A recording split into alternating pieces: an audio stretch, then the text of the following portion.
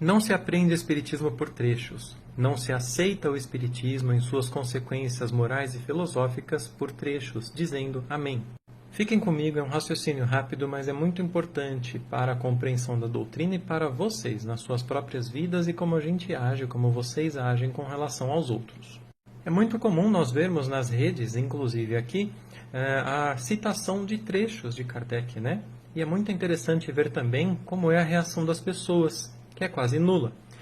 Nas redes vizinhas, né, naquele azulzinho lá, a gente vê, por exemplo, as pessoas colocando ali diariamente trechos, muitas vezes repetidos. As pessoas falam, mais uma vez Kardec disse, mais uma vez os espíritos disseram tal coisa. Mas elas não compreendem exatamente o porquê e fica só no máximo numa curtida. Muitas vezes a pessoa passa reto, ignora aquilo. Outras vezes as pessoas respondem amém, que assim seja, como se isso fosse uma religião, né? O Espiritismo não é uma religião, não no sentido que a gente compreende a religião. Ele é uma ciência e ele precisa ser entendido como ciência em suas consequências, na sua construção, para que isso possa, no bom português, entrar na nossa cabeça e para que nós possamos aplicar essas consequências morais, filosóficas, pelo nosso entendimento. Caso contrário, a gente está agindo de maneira cega e isso não serve para a nossa construção. Pior, muitas vezes a gente produz o mal por uma falta de conhecimento, de entendimento real da doutrina. Kardec, em Obras Póstumas, diria o seguinte: observava cuidadosamente, comparava, deduzia consequências. Dos efeitos, procurava remontar as causas, por dedução e pelo encadeamento lógico dos fatos, não admitindo por válida uma explicação, senão quando resolvia todas as dificuldades da questão. Foi assim que procedi sempre em meus trabalhos anteriores, desde a idade de 15 a 16 anos. É importante a gente lembrar que Kardec foi educado por Pestalozzi, e o método de Pestalozzi era puramente racional frente aos fatos da natureza. Não era esse método de ensino que a gente conheceu principalmente do final do século XIX para o século XX aqui, de você enfiar as coisas na cabeça das crianças. Kardec aprendeu pela razão, pela racionalidade, pela análise das coisas. É por isso que quando ele viu o efeito inteligente sobre uma mesa, sobre as batidas de uma mesa, ele foi investigar e ele não aceitou nada cegamente. Nós vemos isso exposto na Revista Espírita de novembro de 1858, no artigo Pluralidade das Existências, onde Kardec está falando ali sobre aqueles que acreditam, que acreditavam, que eles já acreditavam na ideia da reencarnação. E ele fala, é um erro das pessoas que julgam sem compreender, sem conhecer de verdade. Se elas tivessem conhecido, se elas tivessem buscado entender o nosso método, o nosso raciocínio, elas veriam o seguinte. Aí ele fala assim, são palavras minhas o que eu falei agora, mas ele diz assim, olha: repetiremos, pois, o que já dissemos a respeito, isso é, que quando a doutrina da reencarnação nos foi ensinada pelos Espíritos, ela estava tão longe do nosso pensamento que havíamos construído um sistema completamente diferente sobre os antecedentes da alma. Sistema, aliás, partilhado por muitas pessoas. Sobre esse ponto, a doutrina dos Espíritos nos surpreendeu. Diremos mais, ela nos contrariou, porque derrubou as nossas próprias ideias. Como se vê, estava longe de ser um reflexo delas. E continua. Isto não é tudo. Nós não cedemos ao primeiro choque. Combatemos, defendemos a nossa opinião, levantamos objeções. E só nos rendemos ante a evidência e quando notamos a insuficiência de nosso sistema para resolver todas as questões relativas a esse problema. Esse é o motivo pelo qual eu incito tanto vocês a estudarem a Revista Espírita, a criar grupos de estudos da Revista Espírita de 1858 a 1869.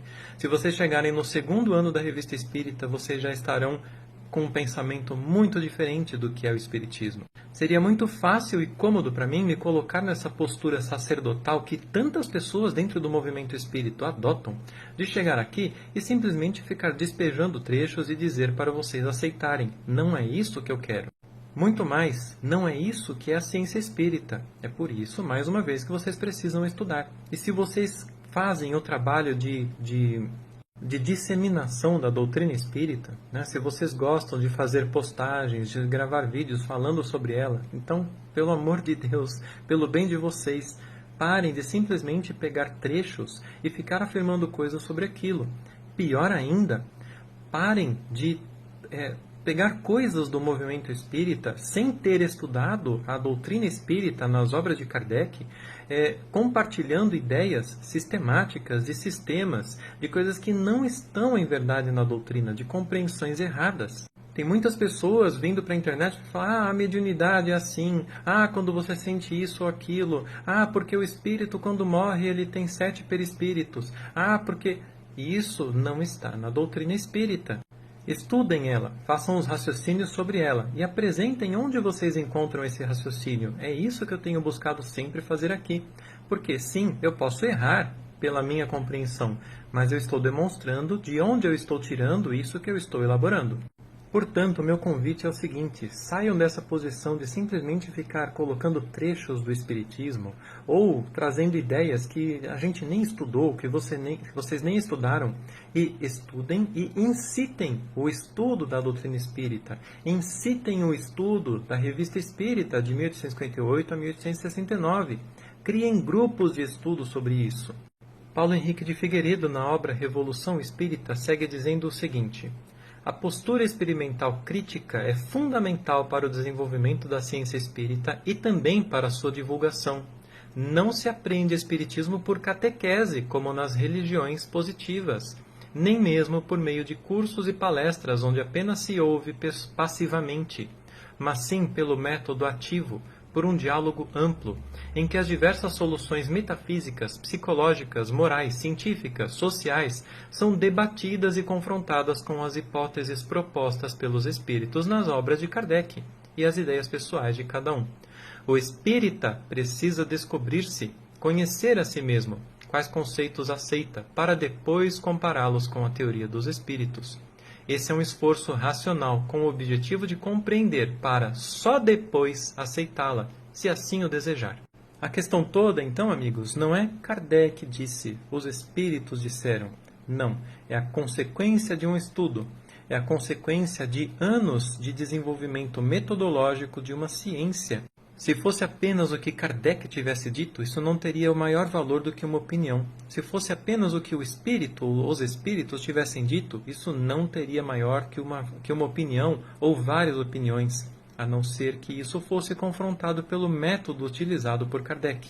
Portanto, vamos sair da imposição, vamos sair da heteronomia e vamos caminhar para a autonomia e para a colaboração. Vamos caminhar para o ambiente de perguntas, de elaboração de questões, de compreensão da ciência como ela é, do desenvolvimento das hipóteses, das teorias.